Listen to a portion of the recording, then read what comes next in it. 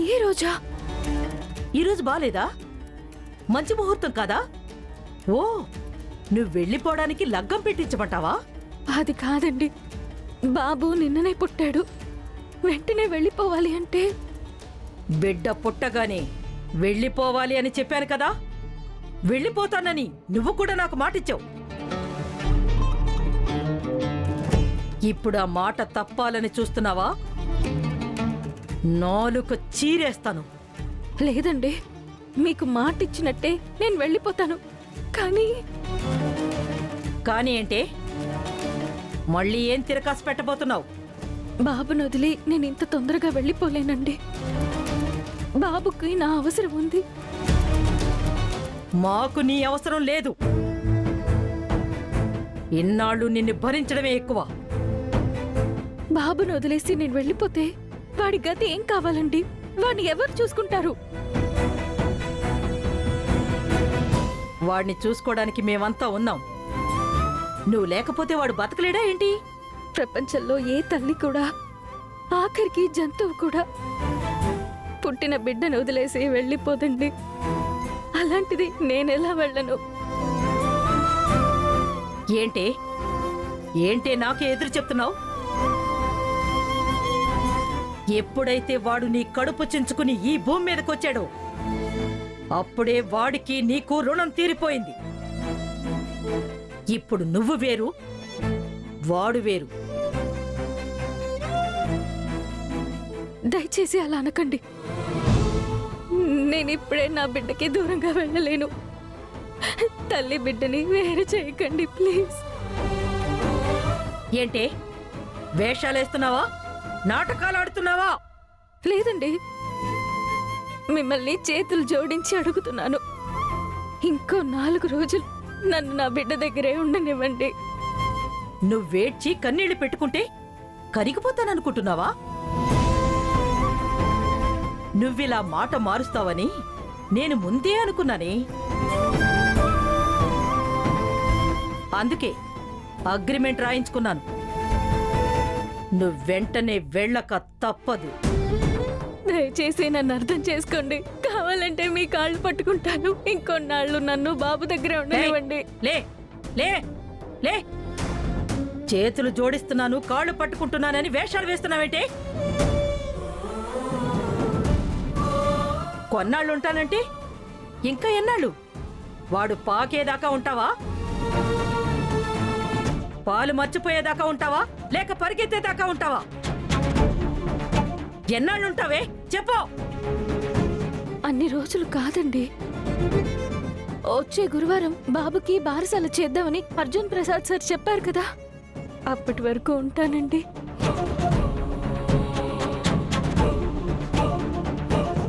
బారసాల చూసుకుని వెళ్ళిపోతాను.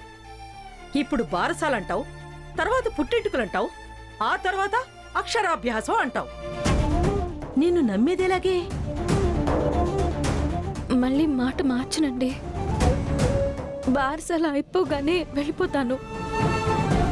దయచేసి ఒప్పుకోండి ప్లీజ్ అండి. దయచేసి ఒప్పుకోండి. రాదే పడుతున్నానండి. మీ చేతులు పట్టుకుని అర్థిస్తున్నాను. మిమ్మల్ని వేడుకుంటున్నాను.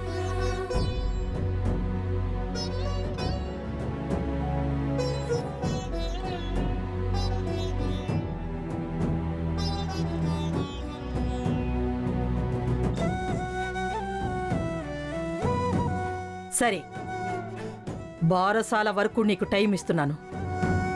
ఆ ఫంక్షన్ అయిపోయిన మరుక్షణం నువ్వింట్లోంచి వెళ్ళిపోవాలి.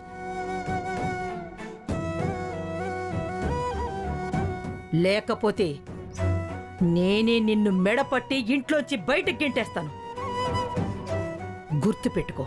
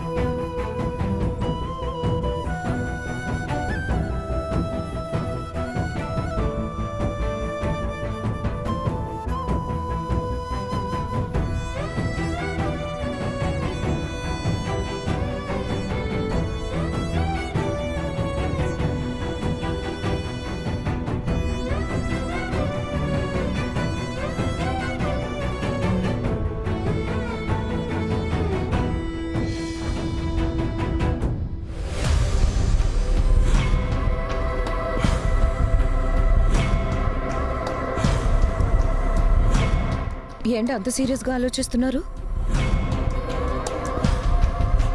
చూస్తుంటే మన చేతికి చిప్పే మిగిలేలా ఉంది అవంతిక. అలా ఎందుకు అనుకుంటున్నారు?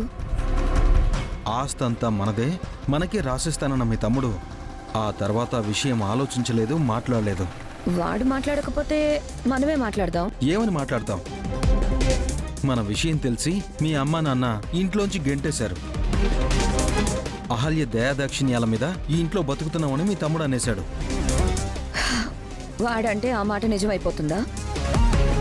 వాడి మెడలోంచి అయినా ఆస్తి రాయించుకుందాం. ఇంకేం రాయించుకుంటాం? మనకు అడ్డుగా ఉందని ఆ అహల్యని వదిలించుకుందాం అనుకున్నాం. అది కుదరలేదు. ఇప్పుడు అహల్య కొడుకొచ్చాడు. ఇంకా మన మాట ఎవడు వింటాడు? ఎందుకు వినరు? మనకు ఆస్తి ఇస్తానని గౌతమే మాటిచ్చాడు కదా, ఆ మాట నిలబెట్టుకోమని చెప్దాం. నువ్వు పిచ్చిదానివో అమాయకురాలో అర్థం కావట్లేదు అవంతిక. అహల్య మాటని ఆ గౌతమ్ ఎంత గౌరవిస్తాడో నీకు తెలుసు. అహల్య కొడుకు రాగానే ఇంట్లో అందరూ ఎంత సంబరపడ్డారో చూసావు కదా. వాడే ఈ ఇంటి వారసుడని ఆ పెద్దావిడ ఊరికే నొక్కి చెప్తుంది. ఆస్తి ఇవ్వడానికి మీ తమ్ముడు ఒప్పుకున్నా ఆవిడ గారు అడ్డుపడేలా ఉంది. మా నాన్నమ్మ అడ్డుపడితే మనం ఆగుతామా? ఆగక ఇంకేం చేయగలం? మనం ఇంకేం చేయలేము అవంతిక. ఎట్టి పరిస్థితుల్లో మనకి ఆస్తి దక్కదు. మనం ఇలానే మిగిలిపోవాల్సిందే, లేదా గొడవపడి ఎంతో కొంత తీసుకుని వెళ్ళిపోవాల్సిందే. ఎంతో కొంత ఆస్తి ఏంటి? ఆస్తి మొత్తం నాకే కావాలి. చిల్లర తీసుకోవడానికి మనం భిక్షగాళ్ళం కాదు. మనం బిచ్చగాళ్ళం కాదు, అలాగే మన కొడుకు ఈ ఇంటి వారసుడు కూడా కాదు. మన బుజ్జిగాడు ఈ ఇంటి వారసుడవుతాడు. ఎలా అవుతాడు? గౌతమ్ కొడుకు వచ్చాడు కదా. ఆహా, వచ్చినవాడు వచ్చినట్టే వెళ్ళిపోతే? ఏమంటున్నావు అవంతిక? వాడు కడుపులో ఉండగానే చంపేద్దాం అనుకున్నా. ఎలాగో బ్రతికి బయటకొచ్చాడు. త్వరలో వాడికి బారసాలు అంటున్నారు. ఆ ఫంక్షన్లో ఏదో ఒకటి చేసే ఆ పిల్లాన్ని మాయం చేశామనుకో, ఈ ఇంటికి మన బుజ్జిగాడు తప్ప వేరే వారసుడు లేకుండా పోతాడు.